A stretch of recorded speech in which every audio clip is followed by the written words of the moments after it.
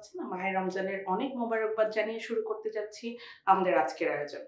আপনাদের আমন্ত্রণ জানাতে চাই শক্তি প্লাস নিবেদিত রামাদান রেসিপি ইন্সপিরেশন এর আজকের পর্বে। আমি অনেক বেশি এক্সাইটেড কারণ আজকে আমাদের সাথে এই পর্বে যিনি আছেন তাকে আমি ব্যক্তিগতভাবে অনেক পছন্দ করি এবং তিনি তার কাজের জায়গায় তার গুণে অনেকটা নাম ছড়িয়েছেন।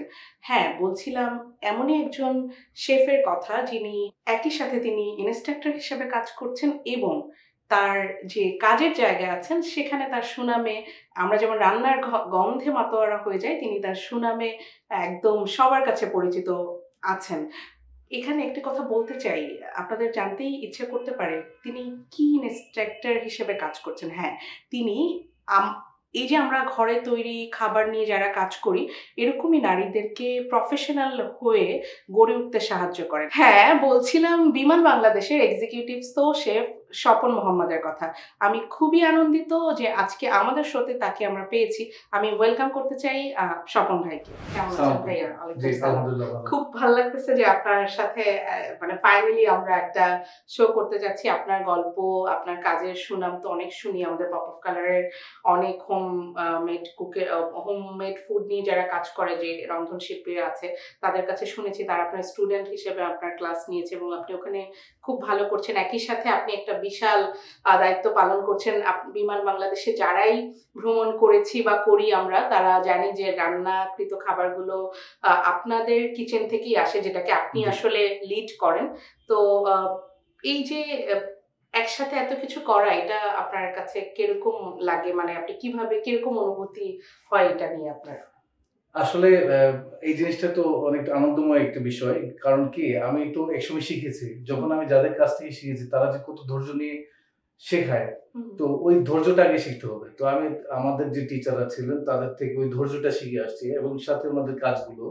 তো এখন আমি যখন আমার যারা শুভাকাঙ্ক্ষী প্লাস আমার স্টুডেন্ট আছেন ওদেরকে যখন শিখাতে যাই, আমার কাছে ওই অনুভূতিটা ফিল হয় যে আগে আমি যখন শিখতে গিয়ে যে অনেক কিছুর বাধা ছিলাম। তো এখন তাদেরকে আমি সেই গ্যাপটা থাকতে দেই না। পুরোপুরি প্রোভাইড করি যাতে সে ইজিলি শিখতে পারে।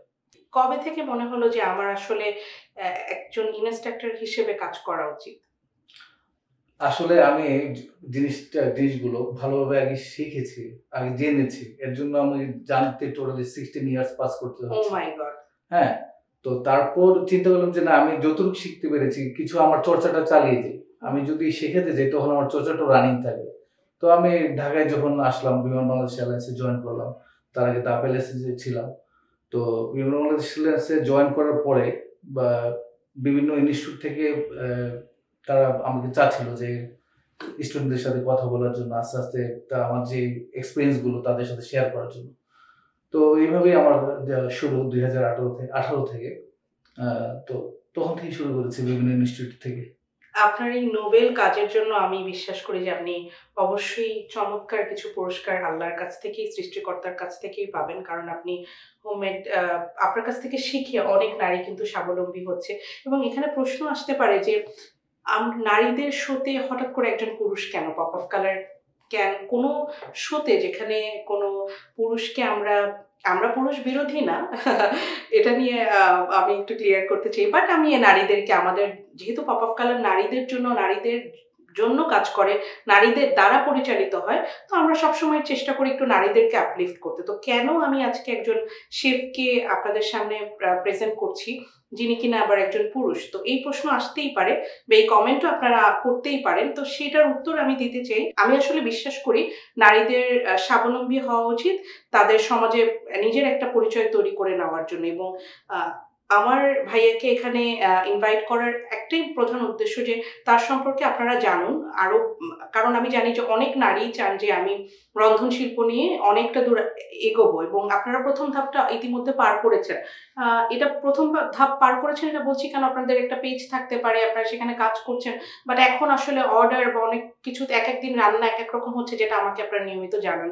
যে আপু আজকের রান্নাতে কাস্টমার খুব স্যাটিসফাইড, বা আমি হয়তো একটা রিভিউ করলাম, আ ১ম ২ দিন খুব স্যাটিসফাইড হলো। একইভাবে আপনি রান্না করছেন, তৃতীয় দিন আপনি ওই রেসপন্সটা পাচ্ছেন, একটা নেগেটিভ রেসপন্স পাচ্ছেন। আমি সবসময় ভাবতাম যে আমার আসলে এই জায়গাটাতে একটু কাজ করা উচিত। তো আমি এরকম কাউকে খুঁজছিলাম যে দেখুন এখন আশেপাশে আমরা এত কথা শুনি, এই বিভিন্ন ধরনের ইনসিডেন্টের কথা শুনি। সো আমি এমন কাউকে খুঁজছিলাম যে তার ক্যারিয়ার জীবনটা অনেক দীর্ঘ, সে নিজে অভিজ্ঞ এবং তাকে বিশ্বাস করা যায়। এরকম কোনো একজন ইন্সট্রাক্টরকে আমরা খুঁজছিলাম যেখানে আমি আসলে আপনাদেরকে রেফার করতে পারি। তো আমি যেটা চাচ্ছিলাম যে আমি বিশ্বাস করতে পারি এবং আমি রেফার করে যখন পাঠাবো তখন যেন ফুললি স্যাটিসফ্যাকশন আমার যাদেরকে পাঠাচ্ছি তাদের মধ্যে তৈরি হয়, সেই বিষয়টা আসলে নিশ্চিত হয়, সেটা আমার একটা বড় চাওয়া ছিল। দেখুন, আমি ছোট করতে চাই না, বাট একটা জিনিস আমি যেটা বলতে চাই যে হ্যাঁ, আমি করে করে অনেক অভিজ্ঞতা হয়েছে বা আমি করে করে শিখেছি এবং আমার অভিজ্ঞতার বয়সও অনেক।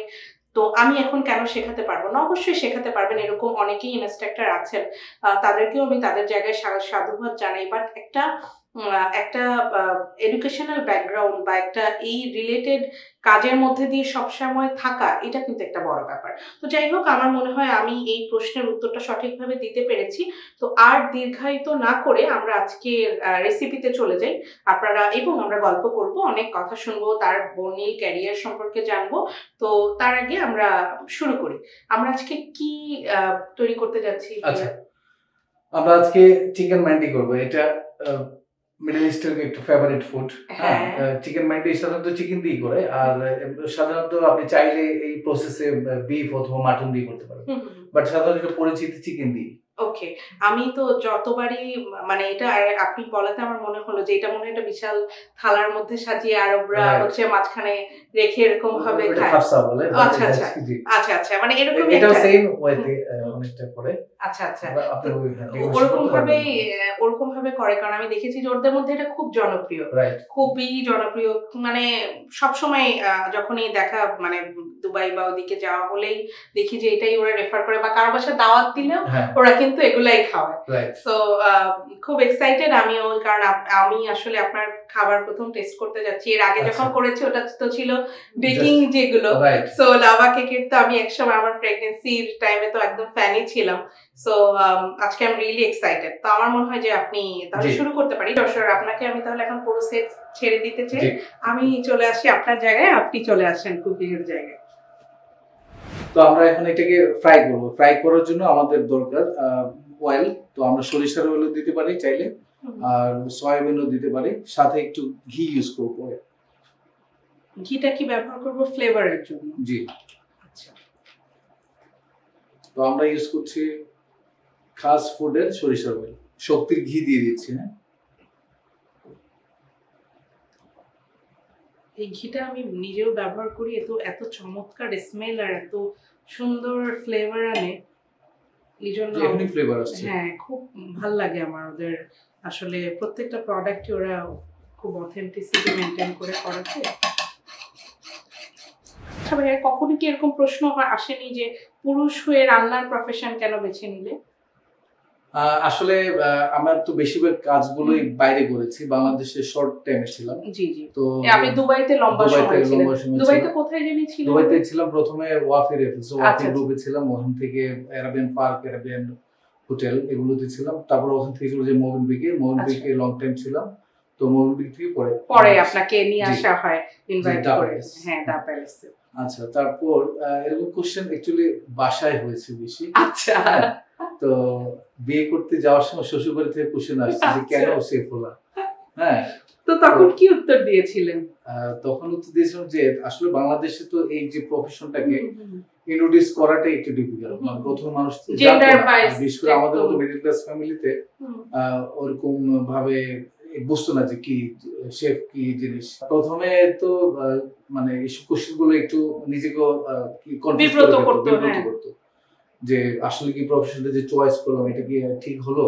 পরে দেখলাম যে না, এখানে অ্যাকচুয়ালি আমরা যে সাধারণত আগে জানতাম যে রান্না করলেই চুলায় দিলেই রান্না হয়ে যায়, না, অনেক কিছু আছে যেটা অবশ্যই আপনাকে দক্ষ হতে হবে, জানতে হবে, পড়তে হবে। আপনি যদি এটা সম্বন্ধে পড়তে না পারেন বা জানতে না পারেন, তাহলে আপনি প্রপার যে ডিশটা তৈরি করবেন এটা কখনোই হবে না। তো এইভাবে আস্তে আস্তে এই প্রফেশনের সবাইকে, বিশেষ করে বাংলাদেশে তখন কিছু শো আসতো টিভিতে, মাস্টার শেফ বা এগুলো, তখন মানুষজন জানতে পারলো। আমাদের দেশেও তো আগে টিভি চ্যানেল ছিল না, তো মানুষ জানতো না। তো যখন জানা শুরু করছে আস্তে আস্তে এটাকে সম্মান দেওয়া শুরু করেছে। তো এখন তো আগে এখন তো একটা প্রেস্টিজিয়াস জব, ইভেন এবং সবাই একটু অন্যরকম ভাবেও দেখে। হ্যাঁ, ইভেন পশ লেভেলের লোকজন চায় শেফদেরকে নিয়ে বিভিন্ন ধরনের কাজ করতে, সামাজিক উন্নয়নমূলক কাজে শেফদের ভূমিকা আছে। হ্যাঁ, তো করছে সবাই এখন। এই যে বিদেশের জীবনটা আসলে কেমন ছিল, বা তখনকার কাজে ওদের ওখানকার কাজের জায়গা বাংলাদেশের কাজের জায়গার মধ্যে কেমনটা তফাৎ দেখেন? আসলে এটা একটু ভালো কোশ্চেন যে বিদেশের জীবনটা কিরকম ছিল। যে বিদেশে আসলে আমাদের অনেক কিছুতে বেগ পেতে হয়নি। ফুড নলেজটা সবার মধ্যেই থাকে এবং স্কুল লেভেল থেকে ফুড নলেজের একটা শিক্ষা দেয়। তো বাংলাদেশে এই জিনিসটা এখন হচ্ছে। এখন যেমন ঢাকা সিটিতে বেশিরভাগ মানুষই জানে ফুড নলেজ আছে, তারপর ফুড হাইজিন এগুলির সম্বন্ধে ধারণা আছে, কিন্তু আস্তে আস্তে চেঞ্জ হচ্ছে, আরো চেঞ্জ হওয়া দরকার। আর ওইভাবে বিদেশে আমাদের তো একটা সাফার করতে হয়নি, বাট বাংলাদেশে সাফার করতে করতে এখন আমাদের যারা শেফরা আছেন মোটামুটি একটা পর্যায়ে নিয়ে আসছে, অলরেডি মানুষজন জানে, ইভেন মানুষের মধ্যে আগ্রহ তৈরি হচ্ছে যে আসলে আমরা এটা নিয়ে কাজ করি। ভালো ভালো স্টুডেন্ট এখন কানাডা, অস্ট্রেলিয়া চলে যাচ্ছে এই কাজের উপর। আচ্ছা আচ্ছা, এবং আমরাও, এবং ওই যে বললাম যে এখন আসলে এটা প্রেস্টিজিয়াস একটা জব হয়েছে। তো আপনাদের ওই সময়টাতে তো যেটা আমরা বললাম যে একটু ডিফিকাল্টিস ছিল, বাট মানে এখন আমরা এটাকে খুব জানি যে আসলে শেফ এটা যে আসলে কতটা ইম্পর্টেন্ট একটা ব্যাপার। এই যে আপনি আপনাদের কিচেন থেকে যে রান্না হচ্ছে সেগুলোই তো আমরা বিমানে গেলে খাচ্ছি, তো কতটা মানে গুরুত্বপূর্ণ একটা টাস্ক আপনাদের হাতে, যে যদি কোনোভাবে এটা খারাপ হয়, ওইখানে যে যদি কোনো মানে সমস্যা হয়, সেটা তো আসলে একটা মানে খুব বড় একটা ব্যাপার হয়ে দাঁড়াবে। তো আপনার যে সরকারি জবেও আপনি আছেন, বেসরকারি জবেও আপনি ছিলেন, দু রকমের ক্যারিয়ার আপনার, বর্ণিল একটা ব্যাপার। তো কখন মনে হলো যে আমার আসলে ইনস্ট্রাক্টর হিসেবে কাজ করা উচিত, বা আমার এখন আসলে সময় এসছে যে আমি আসলে মানুষকে শেখাতে পারি বা শেখানো উচিত? আসলে এই প্রফেশনে আসার প্রথম থেকে ইচ্ছে ছিল যে মানুষদেরকে জানাতে হবে যে আমরা কাজগুলো কিভাবে করছি। তো প্রথমে একজন আমি ভালো করে জেনেছি, তারপর এই প্রফেশনে আসলাম। যখন আমাদের এই গভর্নমেন্ট প্রতিষ্ঠানে আসলাম, আসার পরে সবকিছুর জন্য একটা পারমিশন নিতে হয়, যে ক্লাস নিলেও পারমিশন নিয়ে নিতে হবে। আমি দিয়ে দিচ্ছি ফ্র্যাঙ্কলি। জি জি অবশ্যই। তো আস্তে আস্তে ইনস্টিটিউটগুলোতে আমি ক্লাস নেওয়া শুরু করি, যেটা অবশ্যই অনুমোদনের মাধ্যমে। তো তারপর আমি বিভিন্ন ক্লাসে বা বিভিন্ন ইনস্টিটিউটে ক্লাস নেওয়া শুরু করি। আমাদের যে স্টুডেন্ট আছে তাদেরকে এগুলি সম্বন্ধে প্রোভাইড করা শুরু করি। তো তার মধ্যে হয়েছে যে আমাদের বিভিন্ন ফ্লাইটে আমরা খাবারগুলি দেওয়ার আগে খুব জাস্টিফাই করি, তো এগুলি নিয়ে পরীক্ষা নিরীক্ষা করে তারপর আমরা ফ্লাইটের জন্য সার্ভ করি। তো আমরা এখন যে মশলাটা চিকেন মশলা মিক্স করেছি মেন্ডি মশলা দিয়ে, তো আমরা ম্যারিনেশন করে এখন চুলায় এটাকে ফ্রাই করে নিচ্ছি। চিকেন ফ্রাইটা করতে আমাদের মিনিমাম 15 থেকে 20 মিনিটের সময় লাগবে। তো এর মধ্যে আমাদের এটা টোটালি ফ্রাই হয়ে গেলে আমরা পরবর্তী ধাপে চলে যাব।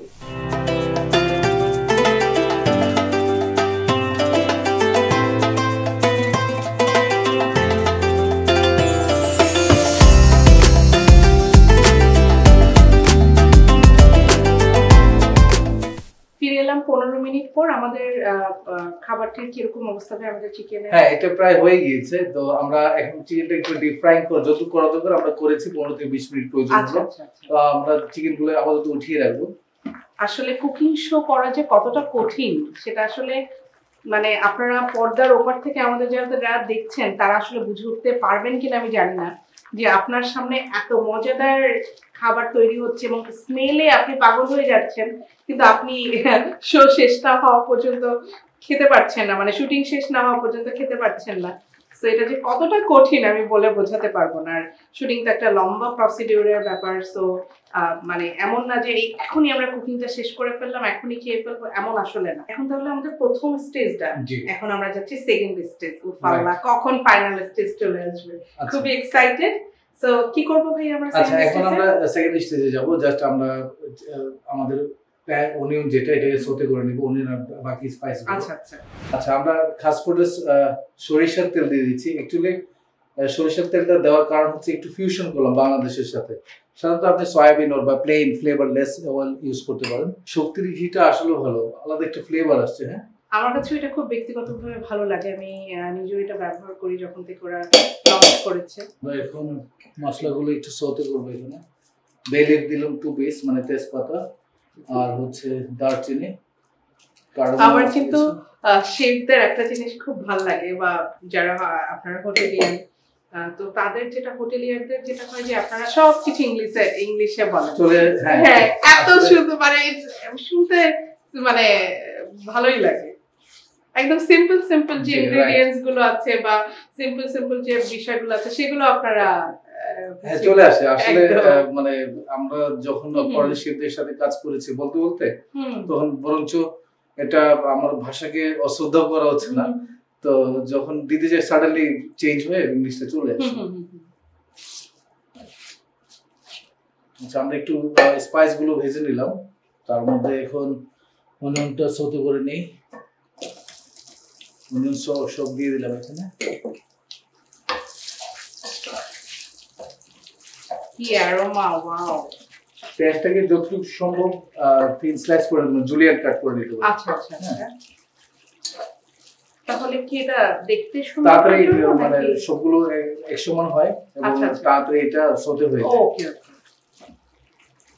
তারপর আমরা এটার সাথে আমাদের যে খাস ফুডের স্পাইস গুলো আছে আমরা একের পর এক ইউজ করব। এখানে যেমন আছে এটা কি ধনিয়ার গুঁড়া লাগবে, তারপর হচ্ছে জিরার গুঁড়া লাগবে, খাস সবকিছু খাস ফুডে সুন্দর হেভি দেখতে।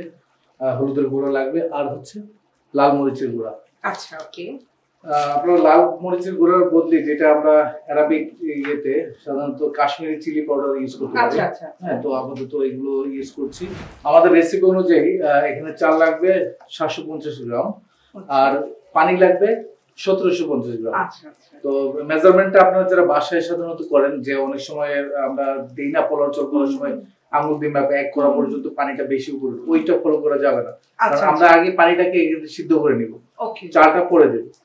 তো আমরা 2 টেবিল স্পুনের জন্য আমাদের এখানে টি স্পুনের প্রায় 4টা দিয়ে দিলাম, মানে 2 টেবিল স্পুনের মতো অ্যাপ্রক্সিমেট। হ্যাঁ,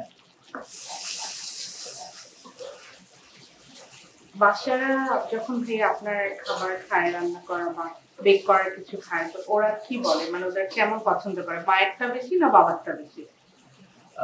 আসলে পপক কালারে যেহেতু আসছে, বাসার দখলটা ফিমেলদের উপরেই, তো বাচ্চাদের দখলটা মার উপরেই বেশি।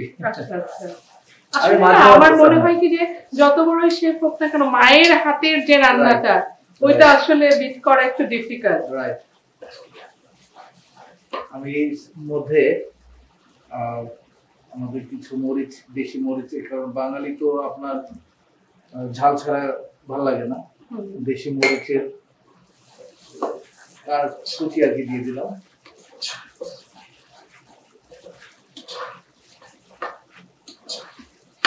আদা রসুনটা কষানো হয়ে গেলেই তারপর আমরা বাকি স্পাইস গুলো দিয়ে দিব আস্তে আস্তে। আচ্ছা, কারণ আপনি যখন গরম মশলা দিতে যাবেন আস্তে আস্তে মানে চুলা পাতিলটা ধরে ফেলবে। ওকে। আমি একটা জিনিস একটু বুঝতে চাই যে এই যে আদা রসুন বা অনিয়ন পেস্ট গুলো দিয়ে দিলে, তো সেটা কিভাবে হচ্ছে বোঝা যায় যে এটা মানে ঠিকমতো বাগার দেওয়া হয়েছে? আচ্ছা, আমরা যখন এটা অয়েল দিব সতে করার পরে, পেঁয়াজটা যখন পুরোপুরি ভাজা হয়ে যায় মোটামুটি, তখন আদা রসুনটা দেওয়ার পরে আপনার তেলের সাথে এটা ভাজতে মানে সতে হতে থাকবে। তখন যখন তেলের সাথে এটা পুরোপুরি মিশে যাবে, একটা পেস্টের মতো হবে, তখন বুঝবো যে এটা কষানো মোটামুটি হয়ে গিয়েছে। আর একটু কালারটা চেঞ্জ হবে, আর একটু ব্রাউনিশ কালার হতে পারে। হ্যাঁ, আস্ত মরিচ দিয়ে দিলাম কয়েকটা, এটা কি ফ্লেভারের জন্য? ফ্লেভারের জন্য। টারমারিক পাউডার, হলুদ গুঁড়া দিয়ে দিলাম 1 টিস্পুনের হাফ। এটা বেশি দেব না, বেশি দিলে খিচুড়ি কালার হয়ে যাবে। আচ্ছা আচ্ছা, ওকে। আর হচ্ছে ধনিয়ার গুঁড়া সেম হাফ টিস্পুন। আর হচ্ছে খাস ফুডের জিরার গুঁড়া। সবগুলো তো খাস ফুডের। জি জি জি। আচ্ছা, ওদেরকে পছন্দ করার কারণ হচ্ছে ওরা বিষমুক্ত অথেন্টিক মানে অর্গানিক ফুড নিয়ে কাজ করে। তো আসলে এখন চারিদিকে যত ভেজাল, সো আমার মনে হলো যে না, জি। ওরা হচ্ছে গিয়ে যেহেতু কাজ করছে এবং ওদের শুরু থেকে আমি জানি বা ফাউন্ডারদেরকেও আমার সম্পর্কে আমার জানাশোনা আছে, তো মনে হলো যে ঠিক আছে ওদেরকেই আমাদের পার্টনার ব্র্যান্ড হিসেবে কেন না চুজ করি। অনেক ভালো লাগলো মশলাগুলো ইউজ করে। এখন আমরা প্রথমে যে মান্ডি মশলা করলাম, মান্ডি মশলার অর্ধেকটা আমরা ম্যারিনেশন দিলাম, আচ্ছা বাকি অর্ধেক রেখে দিয়েছিলাম মশলা এখানে সতে করার জন্য, তো আচ্ছা। পুরোটা দিয়ে দিচ্ছি। মান্ডি মশলাটা খুব ফ্লেভার হয়।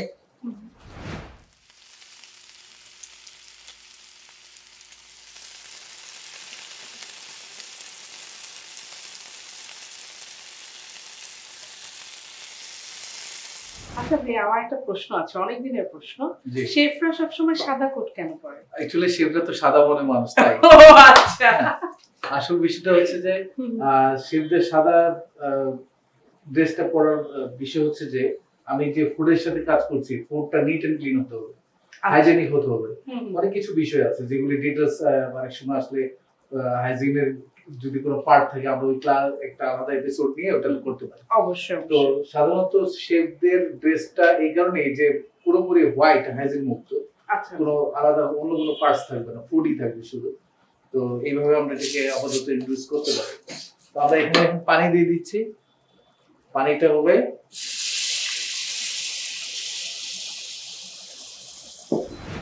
আমাদের পানির পরিমাণ হচ্ছে প্রায় 1500 ml। তো পানিটা যতক্ষণ না পর্যন্ত বয়েল মানে না ফুটবে আমরা চালটা ততক্ষণ দিব না। আচ্ছা, এটা হচ্ছে কি একদম পুরো ফুটে যেতে হবে, Right. মানে যখন আমাদের ওই যে যেটাকে বলে বলক আসবে তখন। রাইট। ভিজিয়ে না রাখলে কি হবে আসলে? চালটা পুরোপুরি সিদ্ধ হবে না, তারপর কাঁচা থেকে যাবে, ভেতরে ঠিকমতো ইয়ে হবে না। আর ভেজানোর অর্থ হচ্ছে যে তার আগে আমরা এটাকে ওয়াশ করে নিচ্ছি। আচ্ছা আচ্ছা আচ্ছা।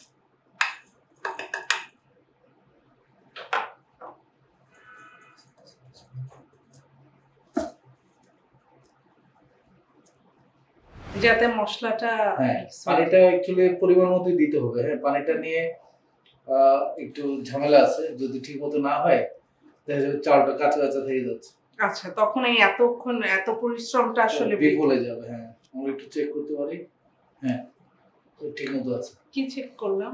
যে পানিটা চালের স্তরটা কোথায় আছে। হ্যাঁ, ও আচ্ছা আচ্ছা আবার বাসে কি গরম পানিতে হাত দিয়ে না, সহ্য হয়ে গেছে।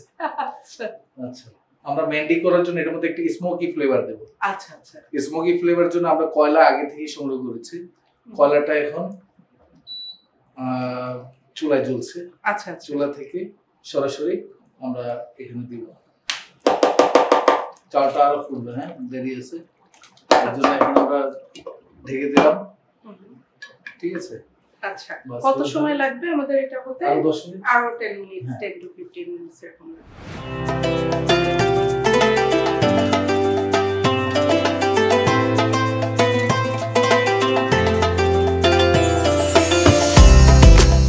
আমাদের রাইসটা প্রায় হয়ে গেছে অনেকটা। তো আমরা একটু নাড়া দিয়ে নিই, হালকা একটু নাড়া দিয়ে নিই।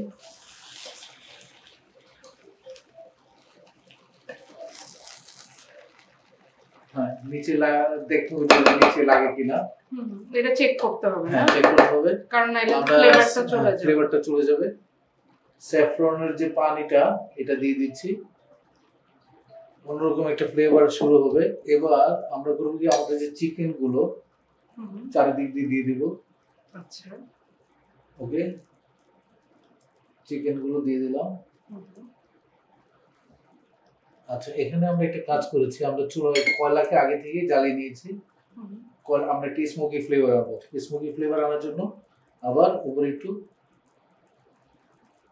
ঘি দিয়ে দিচ্ছি। ঘি দিয়ে দিলাম। ওকে, ওয়াও। আচ্ছা, আমরা প্রায় 10 মিনিট এইভাবে রাখবো। আমাদের রাইস কিন্তু অনেকটা কুক হয়ে গিয়েছে। তো আমরা একটু স্মোকি ফ্লেভারের জন্য, আর চিকেনটাকে তো একটু আগে আমরা ফ্রাই করে নিলাম, তো চিকেনটা এর মধ্যে রাইসের সাথে কম্বিনেশন হবে, আর স্মোকি ফ্লেভারটা পুরো রাইসের সাথে যাবে। তো এই জন্য 10 মিনিট সময়, 10 মিনিট পরে আমরা এটা সার্ভিং এ যাব। তো এই ছিল আজকে আমাদের চিকেন মান্ডি। তো আমরা আমাদের দেশি কিছুটা ফিউশন, বাট পুরোপুরি আরবিক টাচ। পুরোটাই আরাবিয়ান টাচ, বাট একটু একটু ফিউশন করেছি আমরা, একটু বাঙালি একটু জি। আরেকটা জিনিস হচ্ছে যে এখানে আমরা এটাকে ফয়েল দিয়ে ইনটেক করতে পারতাম, তাহলে আর একটু তাড়াতাড়ি হতো, বাট আপনাদের এখানে পাতিলের অ্যারেঞ্জমেন্টটা খুব ভালো। ও থ্যাংক ইউ। এর জন্য আমাদের এটা লাগেনি। আচ্ছা, তো আমরা খেয়াল রাখবো যে যদি আমরা ওরকম একটা ফ্লেভার পারফেক্টলি আনতে চাই তাহলে কি আমরা একটু করব, যে কারণ সবাই ওখানে যেহেতু শেফ স্বপন চেক করবে না যে আমাদের প্যানটা কেমন আছে, তাই না?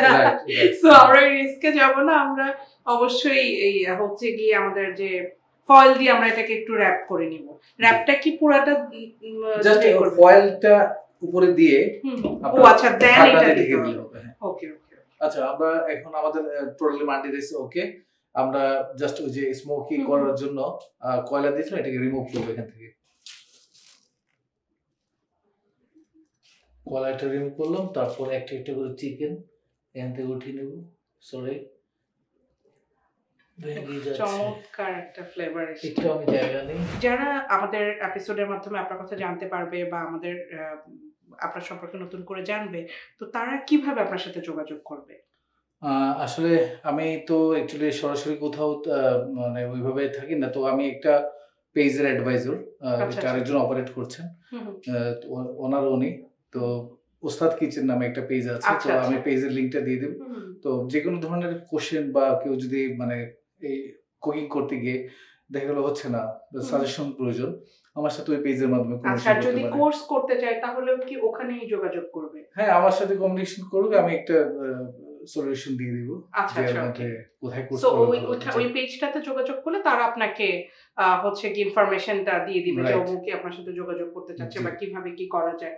সো এটা হচ্ছে কি, এটা কিন্তু একটা বড় অপরচুনিটি, যেহেতু ভাইয়া ইউজুয়ালি উনি ওনার দায়িত্বগুলো নিয়ে এত ব্যস্ত যে ওভাবে করে ওনার বাইরে যে এই সার্ভিসটা দেওয়ার সুযোগ হয় না। কিন্তু আমাদের পপ আপ কালারের যারা আছেন বা আমাদের এপিসোডের মাধ্যমে যারা দেখছেন তারা কিন্তু এই সুযোগটি নিতে পারেন। আপনারা ওস্তাদ কিচেন আমরা লিংক দিয়ে দিব ক্যাপশনে। সো ওখানে আপনারা ওই পেজটিতে গিয়ে আপনারা আপনাদের কোয়ারিজ, আপনাদের যদি কোনো কোর্স করতে চান সেটা আপনারা জানাতে পারেন। তো সেক্ষেত্রে আপনারা রিপ্লাই পেয়ে যাবেন ইনশাআল্লাহ ওনার পক্ষ থেকে। ওনার রিপ্রেজেন্টেটিভ আপনাদেরকে এই বিষয়ে হেল্প করবে। এত সুন্দর একটি আইটেম করে দেখানোর জন্য অনেক অনেক ধন্যবাদ ভাইয়া। আমরা এটাকে আমাদের ঈদ স্পেশাল যে এপিসোড হিসেবে আমরা রাখতে যাচ্ছি। এটা আমার মনে হয় যে আমাদের অডিয়েন্স খুবই পছন্দ করবে। সবাই প্রতি ঈদের সময় চায় যে নতুন একটা ফ্লেভার, নতুন একটা আইটেম, নতুন একটা রেসিপি, নতুন একটা কুজিন ট্রাই করার জন্য, এবং এত সহজভাবে একটা নতুন কুজিনের রেসিপি আপনাদের সাথে আমরা শেয়ার করলাম, যেটা আসলে আমার মনে হয় যে আপনারা সবাই, যদি আমি নিজে পারি তাহলে আপনারা সবাই তো পারবেনই, অনেক সুন্দরভাবে তৈরি করতে পারবেন।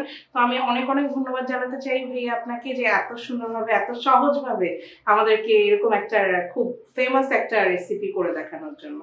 আপনাকেও ধন্যবাদ। আসলে এত সহজে মানে আপনার যে অ্যারেঞ্জমেন্ট গুলো, ধন্যবাদ জানাতে এই কারণে যে অ্যারেঞ্জমেন্ট গুলো খুব ভালো ছিল। আর আমি যে আমাদের উদ্যোক্তারা আছেন, বিশেষ করে নারী উদ্যোক্তা, তাদেরকে কিছু আইডিয়া দিলাম। তো সামনের দিকে আরো জানি যে পপ অফ কালার থেকে আরো ভালো কিছু আসবে। তো আমি এই অংশগ্রহণ করে আমি নিজেকে খুব মানে কি বলবো, এটাকে আনন্দ মনে হচ্ছে আর কি আমার কাছে। ইনশাআল্লাহ আমরা সামনে অনেক অনেক কোলাবোরেটিভ ওয়ার্ক দেখতে পাবো আমাদের ফেভারিট শেফের সাথে। আর আপনাদের তো তার সাথে যোগাযোগের ঠিকানা আমরা জানিয়ে দিয়েছি। এছাড়া আপনারা যদি চান আমরা আমাদের কমেন্ট বক্সেও পেজ লিঙ্কটা এবং যোগাযোগের ঠিকানা দিয়ে দিব।